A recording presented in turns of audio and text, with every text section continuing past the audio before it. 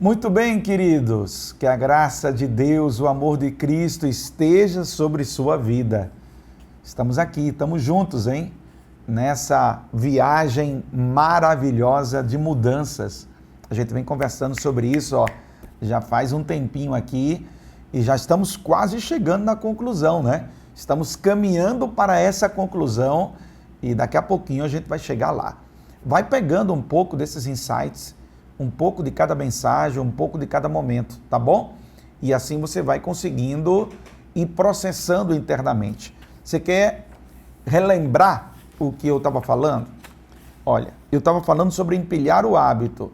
Estava falando sobre a construção de um hábito após o outro, de rotinas. Rotinas estas que vão fazer com que você tenha uma agenda extraordinária ou uma agenda que vai ser um fiasco. Ou uma agenda que vai ser produtiva, ou uma agenda que vai ter muito volume, muito trabalho, muita coisa, muita energia, muito esforço e pouca produtividade e resultados que sejam satisfatórios. E daqui a pouco, você lembra? Só estou te lembrando, tá? Só estou te lembrando. Quando você vai acumulando uma série de atitudes e comportamentos que são destrutivos, que não são produtivos, que são contrassenso, que é uma autossabotagem e mutilação que você faz com você mesmo, você acaba gerando um sentimento contínuo de frustração. E aí, o que acontece com você? Você não tem garra, não tem força, não tem fé, não acredita mais em nada, não acredita em ninguém, você desconfia de tudo e de todos, e aí você traz à memória aquilo que lhe traz desespero.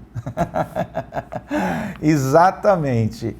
A nossa ansiedade misturada com o medo que a gente tem de um monte de coisa tem um poder de ser aquele imã que atrai os nossos piores medos, traumas e insatisfações que a gente acumula ao longo da vida.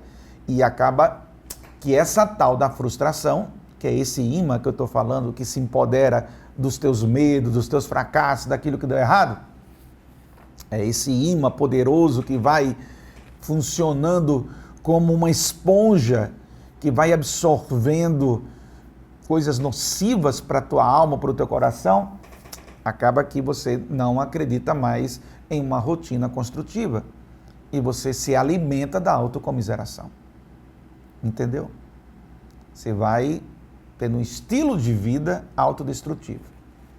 E cada vez mais você anda curvado e cada vez menos você anda ereto. Cada vez mais você anda com aquele olhar de fracasso, de derrota, que não crê mais em nada.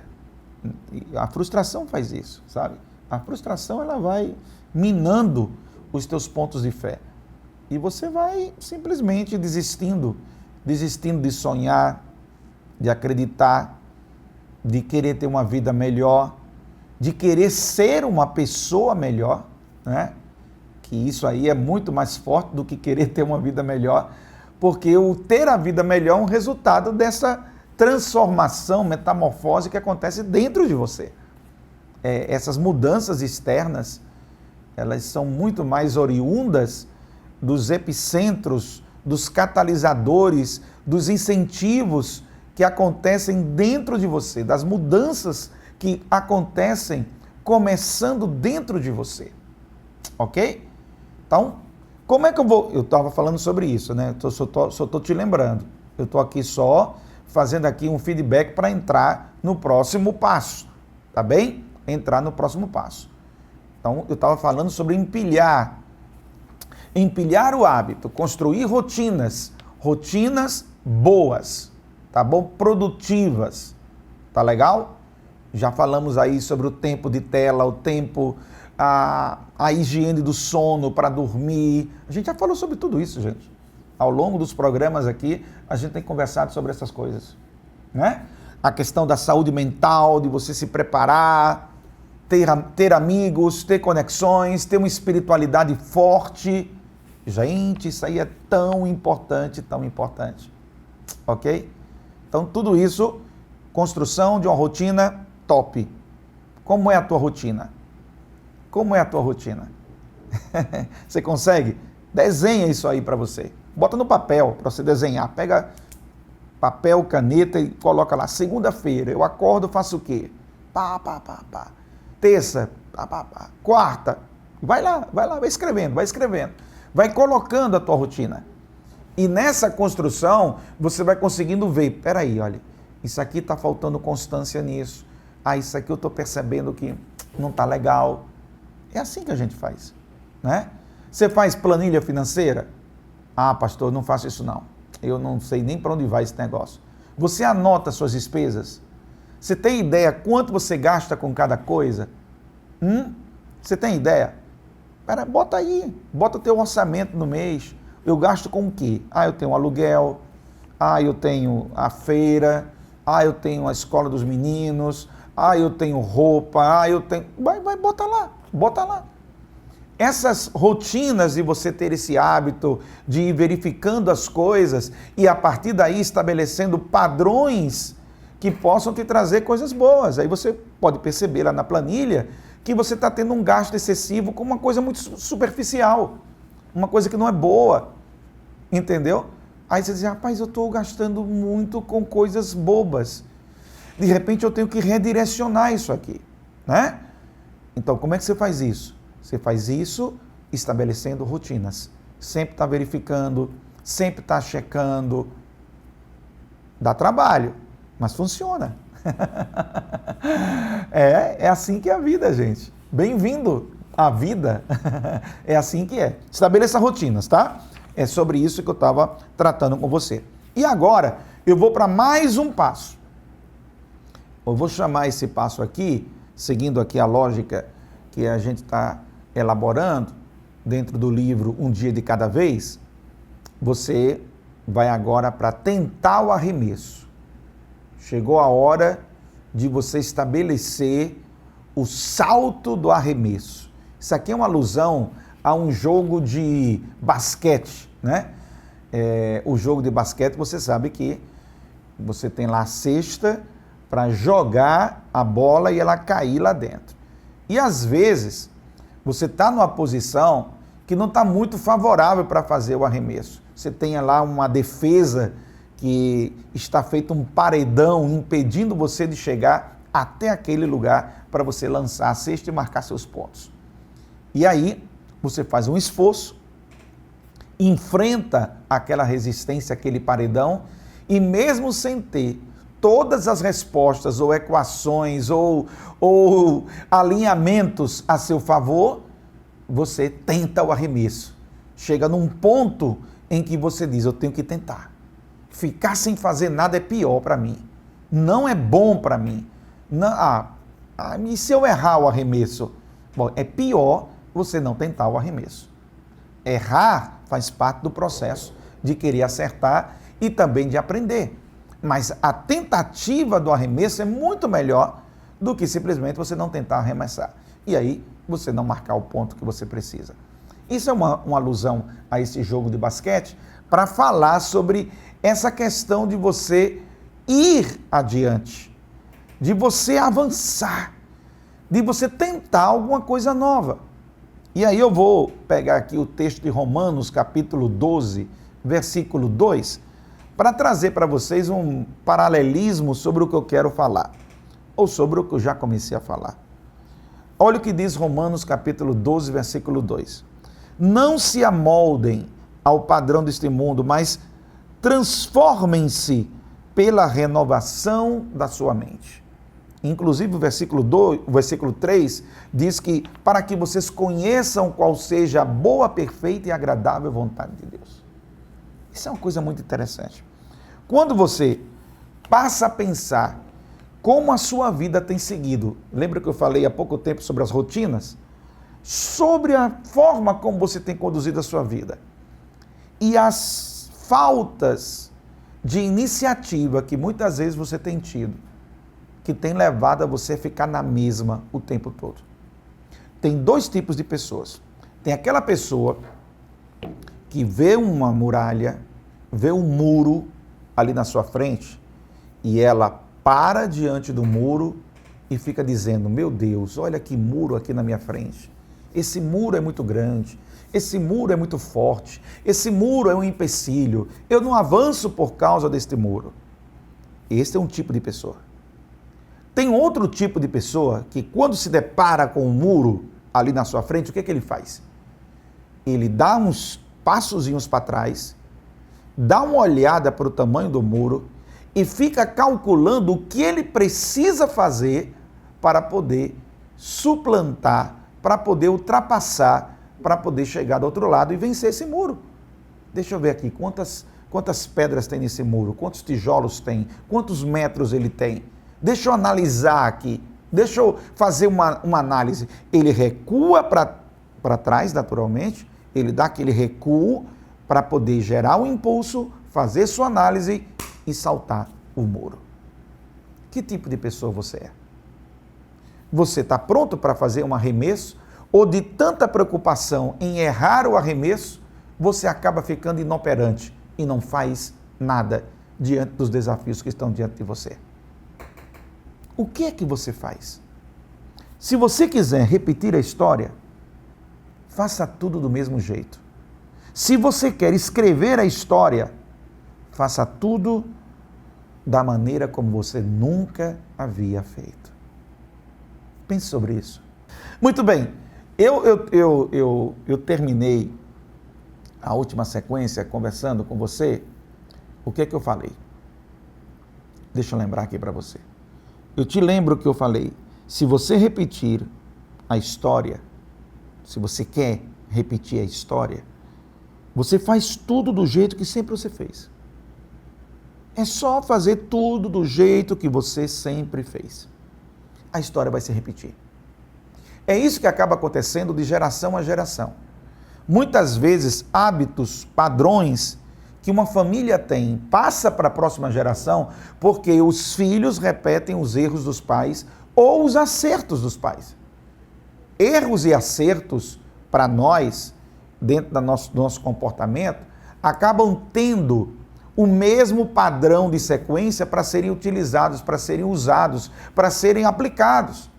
Os seus efeitos é que são diferentes. Se você tem um acerto, o efeito dele é muito bom. Se você tem um erro, o efeito dele é muito ruim.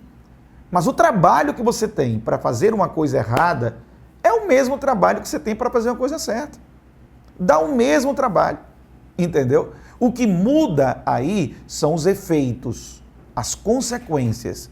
Aí sim, as consequências de algo ruim acabam se tornando muito mais pesarosos para a sua vida. Acaba que você assimila até com uma rapidez muito maior. Aí nesse aspecto, existe uma grande diferença entre acerto e erros. Mas a elaboração, o processo de elaboração do pensamento que constrói uma ação e que vai gerar um hábito e, naturalmente, vai gerar uma maneira de você comunicar tudo isso através de suas palavras. Toda essa sequência é a mesma, tanto para aquilo que é bom como aquilo que é ruim, tanto aquilo que é ruim como aquilo que é bom. Então, eu pergunto, você vai tentar o arremesso? Você vai tentar lançar de uma maneira que você não tinha feito ainda, mesmo que as coisas não estejam tão favoráveis? Ou você vai continuar na mesma, repetindo a mesma coisa? Repetindo, repetindo. Se você quer que a história se repita, faça a mesma coisa. Se tem algum padrão de comportamento na sua família que você vê que não está bom, quantas coisas você tem feito que tem sido exatamente igual àquilo que tem sido praticado na sua família? Questão de atenção, questão de afeto, questão de amor, questão de respeito. Questões voltadas à comunicação dentro do lar. No teu trabalho, no teu emprego, rapaz, eu não consigo me firmar em emprego nenhum. O que está acontecendo? O que você tem repetido sempre nos empregos onde você tem passado? Eu não consigo empreender, eu não consigo ter êxito nos meus estudos. O que você tem feito? Qual é o padrão de comportamento que você está repetindo? Se você quer que aí o resultado seja o mesmo, continue fazendo a mesma coisa. Agora, você não quer repetir a história? Você quer escrever a história? É isso que você quer? Você quer escrever a história? Meu amigo, aí agora você vai fazer tudo do jeito que você nunca fez. Você vai começar a agir de maneira nova. Você vai ter que implantar um novo hábito. uma nova atitude. Ah, faltou ousadia, vai ter que colocar ousadia. Faltou respeito, vai ter que colocar respeito. Faltou determinação, vai ter que colocar determinação. Assim vai. O que você está vendo que não tem, você vai ter que procurar para ter. A atitude, o pensamento, as ações, para que haja de fato uma mudança. Se você continuar fazendo a mesma coisa, você continuará tendo a mesma coisa. Você quer ser um pai melhor? Você quer ser um marido melhor, uma esposa melhor, uma filha melhor? Você quer ser um servo de Deus? Rapaz, eu quero mudar o meu conceito sobre a minha espiritualidade, eu quero mudar isso na minha vida. A maneira como eu estou fazendo não é boa. De repente você se concentrou tanto no material e tem vivido tão focado no material que sobre matéria você entende muito bem, mas sobre espiritualidade você não entende quase nada. Eu encontro algumas pessoas assim. São inteligentíssimas, cultas, têm um grande cabedal de conhecimento, acumulam formações, títulos e tudo mais. Mas tem uma limitação, uma pobreza espiritual muito grande, porque não buscou isso, não investiu nisso e já começa a sentir falta, já começa a sentir ausência. Aí como é que você vai ter uma espiritualidade? Você vai ter que buscar, vai ter que ir atrás, vai ter que começar a investir nisso. Ah, vou ler a Bíblia, ah, vou orar, ah, vou jejuar, vou louvar, vou adorar a Deus. E assim você vai. Você vai ter que investir. Eu me lembro quando eu era mais novo e eu escutei uma pregação, inclusive de um grande pregador na época, muito conhecido no Brasil, uma pessoa que tinha uma palavra cheia de Deus, do Espírito Santo, era uma sabedoria e uma graça muito grande. E ele dizia na sua fala uma coisa que eu já escutei de outras pessoas também. E dizia, se você deseja ter essa espiritualidade que eu tenho, ela está disponível. Ela não é exclusiva para mim. Ela não é só minha. Ela está disponível. Mas aí você vai ter que passar a ter um tempo de dedicação para a oração do jeito que eu faço. E ele tinha uma fé para orar por enfermidades, por doenças muito grande. E ele dizia no testemunho dele, olha, eu comecei orando por dor de cabeça. Depois de um tempo eu disse, rapaz, eu não vou mais orar por dor de cabeça, eu vou orar por algo mais difícil. E ele, de uma maneira descontraída, dizia, não, para dor de cabeça agora toma um remédio para dor de cabeça. Eu vou orar por algo mais difícil. E ele foi exercendo a fé dele e colocando em prática a crença dentro dessa premissa de que Deus cura, que Deus olha para a fé, tanto de quem está orando, como também daquele que recebe oração, e começou a orar por diversos tipos de enfermidades, em diferentes graus, e começou a ver milagres acontecerem diante dele. E eu estou pegando isso aqui para dizer o que para você? Como é que você quer ter uma espiritualidade maior se você não vai à igreja, você não comunga, você não tem um tempo individual de oração, você não lê Bíblia, como é que você acha que isso vai acontecer? Você vai viver de carona, né? Tem muita gente que acaba indo por esse caminho, e não é um caminho bom, porque Deus está disponível para todos. Não é exclusividade, porque você é pastor, então você tem mais Deus do que eu. Deus é mais amigo seu do que meu. Não é assim não. Deus está disponível para todos. Para todos. Não é por causa da minha função pastoral que isso estará mais a meu favor do que ao seu. O véu do templo foi rasgado de alto a baixo, simbolizando uma abertura de acesso a Deus que anteriormente, na época da lei, do Antigo Testamento, existia de maneira mais restrita. Mas a partir da vinda de Cristo Jesus à Terra, a partir da chegada do unigênito Filho de Deus, ele abriu um novo e vivo caminho que é ele próprio, Jesus. Jesus é esse caminho.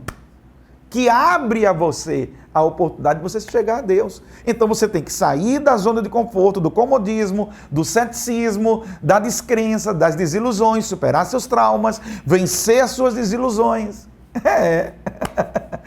E ir para os braços de Jesus e assim você cultivar a sua espiritualidade. E aqui me refiro naturalmente à espiritualidade cristã, uma vez que eu sou cristão, uma vez que eu sou de Cristo e sigo esta fé. Você pode ter até outra fé, mas aqui eu estou apresentando a minha fé a você.